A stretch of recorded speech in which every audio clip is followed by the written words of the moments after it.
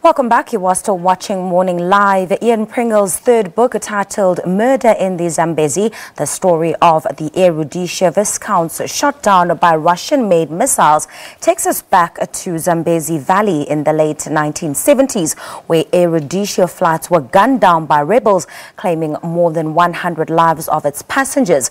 Well, Ian joins us now from our Sea Point studios in Cape Town to tell us more about the book, as well as the 40th anniversary since the Hunyani tragedy occurred. Ian, a very good morning to you, and thank you so much for making the time to be on the show. What made you first decide to put sort of a human face to the Air Rhodesia tragedy that we saw happen back in 1978? Good morning, and thank you very much for inviting me onto your show. To put a face to it, firstly, the hobby of my life is to actually be up in the sky. So flying aeroplanes, jumping out of aeroplanes, hovering, etc. So that keeps me very interested in aviation. And this particular story is unique in civil airline crashes, if you want to put it that way, air crash investigation, so on.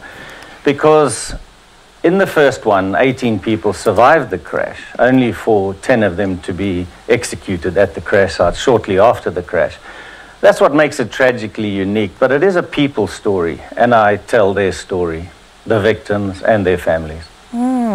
Talk to us about the 18 survivors and how they recounted and revealed to you the traumatic experience and how it had affected them.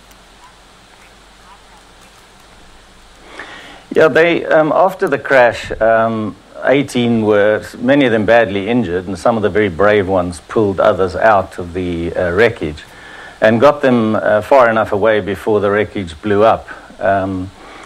Two of them went off to go and look for blankets. Another group went off to go and seek water to tend to the injured. It was getting dark. And suddenly they heard people shouting, and then they came running along, and tracer fire was being fired over their head.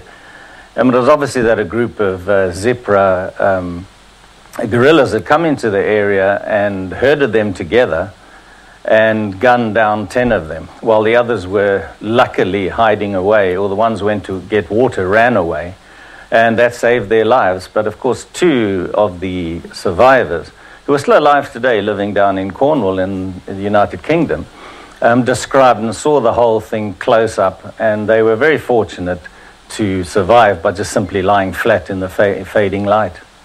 Ian, speak to us about the interviews that you conducted with some of the survivors, witnesses, accident investigators, family members, and so forth. What was that process like, especially from an emotional perspective? From some people wouldn't even elected not to be interviewed. Those that had interviewed were very helpful because they wanted the story to be told not from a political angle or a war angle, but, you know, the loss they felt. So some of it was very emotional, getting them to recount that awful day in their lives. I think the 2 that survived, Hans and Diana Hansen, found it a bit easier because Hans had sort of put his memoirs down. But nevertheless, it still shocks them to this day. They'll never get over it. But I interviewed over 40 people, so I got a very wide spread of emotions and also facts and how they felt about it. Now, in the book, you almost juxtapose this tragedy that happened in Rhodesia to the Malaysia Airlines Flight 17, which was gunned down a couple of years ago. Where does that come from, where you draw the comparisons between the 2? Well, being interested in aviation, of course, I was horrified to see, you know, there's a flight from Amsterdam to Kuala Lumpur, and they just happened to be flying over a war zone, and a missile brought them down, and all 290 people died on that aircraft. My point was that these incidents in Zimbabwe in 1978, as you earlier said, the 40th anniversary, went largely unknown by the whole world, whereas the Malaysian flight was known. So my juxtaposition was saying that the Malaysian Airlines flight wasn't the first. The first actually happened in 1978, where a civil airliner was brought down by a war missile. Now, Ian, the book also reveals how the tragedy in the then Rhodesia shaped Zimbabwe as we now know it, to have known it the couple of past years. And you say it gave rise to a leader, or some would refer to him as a former dictator of Zimbabwe, Robert Mugabe. Talk to us about that.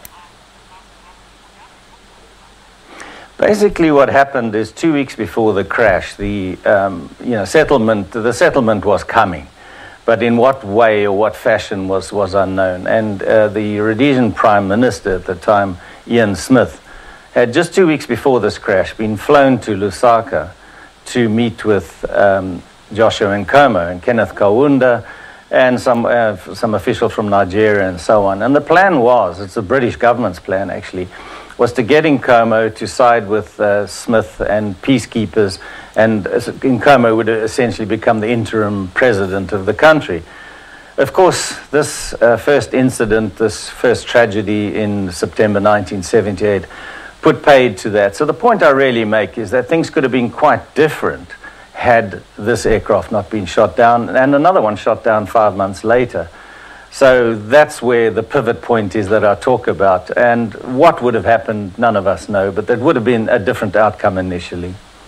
All right, fantastic. Ian, thank you so much for your time this morning, and all the best with your book. Congratulations once again. Now speaking to us about his book titled Murder in the Zambezi, the story of the Air Rhodesia Viscounts shot down by Russian-made missiles, is its author, Ian Pringle, who takes us back to the Hunyani tragedy that occurred 40 years ago. Time for a quick break. To stay with us.